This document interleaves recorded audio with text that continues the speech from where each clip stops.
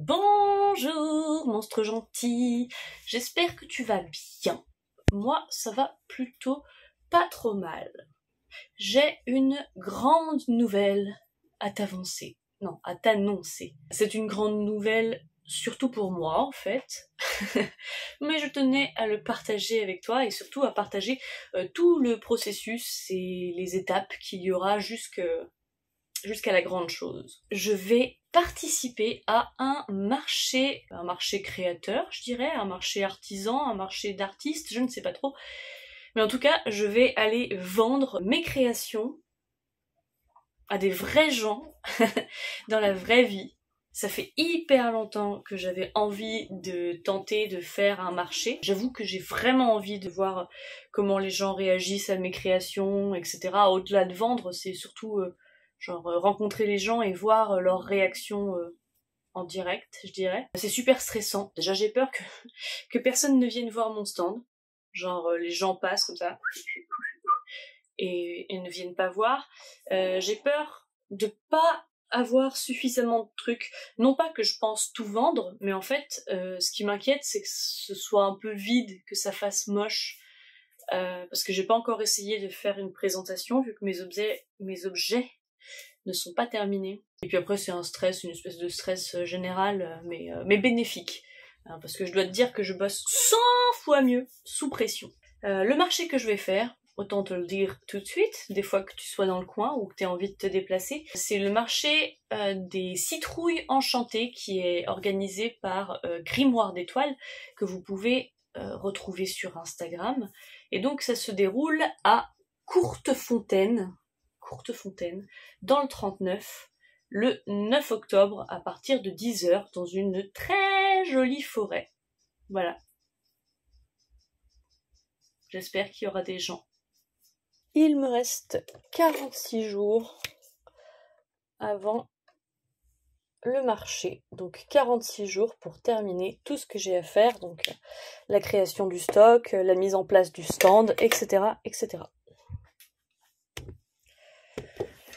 Je vous ai même pas dit ce que j'allais vendre. Je vais vendre mes créations en céramique. Même ça, je voulais pas trop montrer sur Instagram encore. Simplement parce qu'en fait, je suis en train d'apprendre en total autodidacte. Donc il y a beaucoup d'essais, beaucoup de prototypes, beaucoup de ratés. Mais là, je commence à être au point, heureusement. Et donc là, je suis en train de faire ma production finale pour le marché. J'ai commencé beaucoup de choses et j'ai rien terminé. Vous allez voir. Alors, j'ai certaines pièces qui sont sèches et donc prêtes à être cuites. J'ai certaines autres pièces qui sont déjà cuites. Et j'en ai d'autres qui sont en train de sécher, dont certaines qui sont dans des sachets plastiques pour un séchage plus lent, afin d'éviter qu'elles ne se déforment. Donc évidemment, il va y avoir des petits animaux d'automne, des champignons, des citrouilles, bien évidemment, des citrouilles. Bref, il y a encore du boulot, mais je suis déjà contente de ce que j'ai fait. Bon, je vais essayer de faire 2-3 trucs simples qui me demandent pas trop de concentration et de vous parler en même temps, chose que je suis vraiment pas douée à faire, bricoler en parlant. Ce marché tombe vraiment à pic pour moi parce que ça faisait un petit moment que j'arrivais plus trop à créer et que j'en avais pas non plus super envie. Enfin, j'avais envie, mais j'y arrivais pas vraiment et je trouvais pas la motivation. Parce que les idées, j'en ai toujours plein. C'est surtout une question de motivation et de confiance en soi, etc. C'est ce qu'on peut appeler, je crois, un blocage créatif, comme ça arrive à beaucoup, j'imagine. J'ai peut-être plusieurs petits conseils pour se débloquer. Alors déjà, il faut que vous ayez de quoi créer à disposition. Je veux dire, il faut que votre matériel soit prêt pour que quand enfin la motivation revient, vous ayez rien à faire, rien à acheter, rien à installer. Ça aide beaucoup. Ensuite, porter des vêtements confortables, parce qu'il n'y a rien de plus chiant que de bricoler avec un jean qui t'écrase le bide ou un truc de ce genre. Et ensuite, moi, ce qui marche vraiment bien, c'est les deadlines. Annoncer que vous allez faire quelque chose, et ensuite vous êtes au pied du mur. Et vous n'avez plus le choix. Vraiment, c'est ce qui marche le mieux pour moi. Et donc là, le marché, c'est ma deadline et c'est ce qui me motive à recréer. Les blocages créatifs, je pense, peuvent avoir diverses sources. Et c'est aussi sûrement une étape nécessaire à la création, d'avoir des creux et des moments un peu plus inspirés. Mais moi, pour le coup, je sais complètement en fait d'où ça vient. C'est juste que... Sorry, ça va être le petit moment émotion, mais au mois de février, il y a mon... Désolée, c'est toujours un peu compliqué d'en parler. Donc, au mois de février, mon chat est mort. Et comme je passais vraiment beaucoup de temps avec lui, et surtout c'était dans mon atelier, donc en fait je créais constamment avec mon chat, et depuis qu'il est parti, en fait, c'est un peu plus déprimant.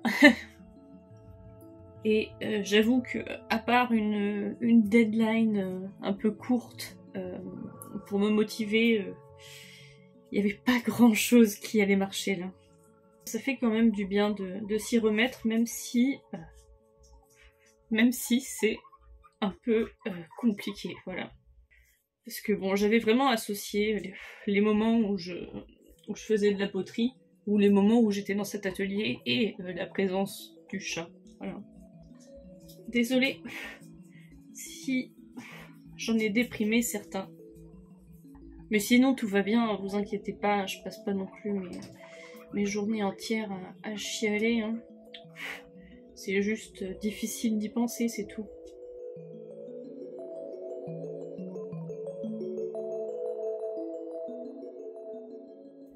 Certains seront peut-être surpris de mon choix d'apprendre la céramique en autodidacte. Et surtout d'avoir investi dans un four à céramique. Je suis comme ça, je suis plus du genre à tester de moi-même et à apprendre moi-même, quitte à être plus lent plutôt que de prendre des cours.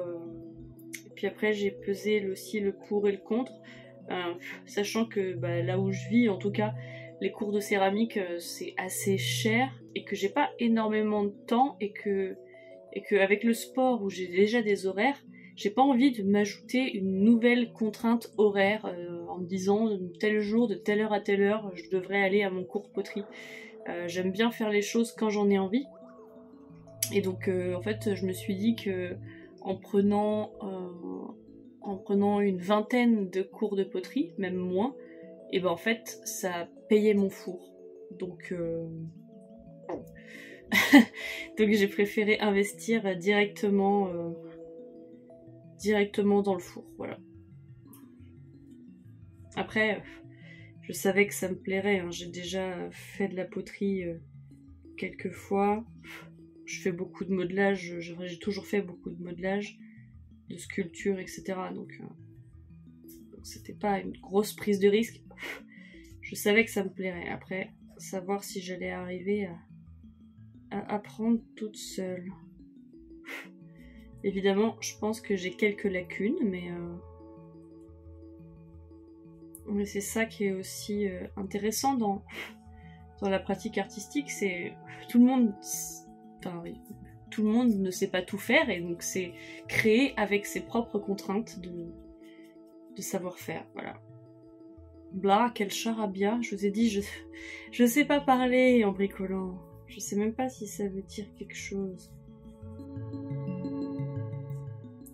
Et puis, apprendre par soi-même, c'est vraiment la grande école de l'échec. On se rate beaucoup.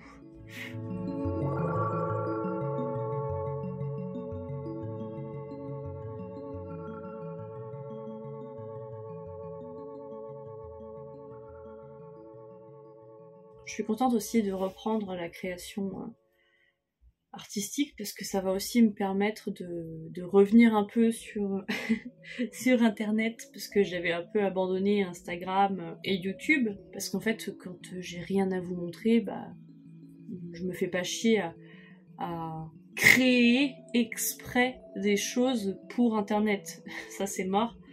Donc bah quand je fais rien, je ne vous montre rien.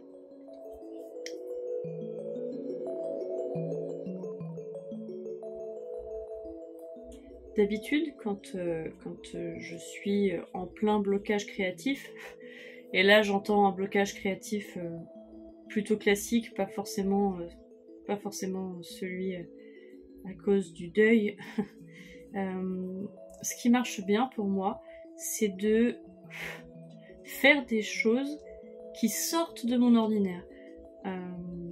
En gros, c'est de faire des choses pour lesquelles je n'ai aucune attente de réussite. Parce que comme ça c'est beaucoup plus facile à gérer. Si c'est moche, c'est moche. Par exemple, je fais absolument jamais d'acrylique. C'est vraiment pas mon truc. Je suis assez nulle. Genre, en tout cas, j'aime pas trop ce que je fais en peinture acrylique.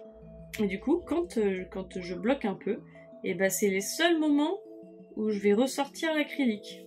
Parce qu'en fait, j'ai aucune attente sur ce médium et je vais juste tester des trucs et m'amuser. Et ensuite ça te débloque et tu peux reprendre petit à petit tes activités normales. Ça marche plutôt pas mal pour moi. Alors que si je reprends direct avec par exemple le dessin qui est vraiment la pratique la plus frustrante pour moi parce que j'arrive vraiment jamais à faire ce que j'ai envie de faire.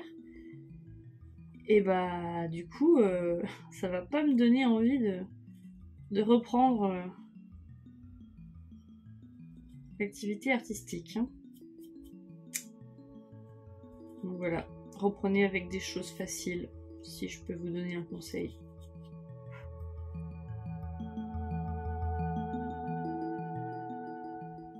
D'ailleurs, je vous ai montré les trucs cuits et les trucs qui restent à cuire. Mais après la cuisson, l'étape qu'il manque, c'est l'étape de l'émaillage. Et à vrai dire, dans mon apprentissage, l'émaillage, c'est ce qu'il y a de plus compliqué. C'est là où j'ai le plus de... pas forcément de ratés, mais j'arrive pas encore bien à visualiser le résultat que j'aurai. Parce qu'en fait, l'émail qu'on applique, elle n'a pas la même couleur, ni la même épaisseur, etc.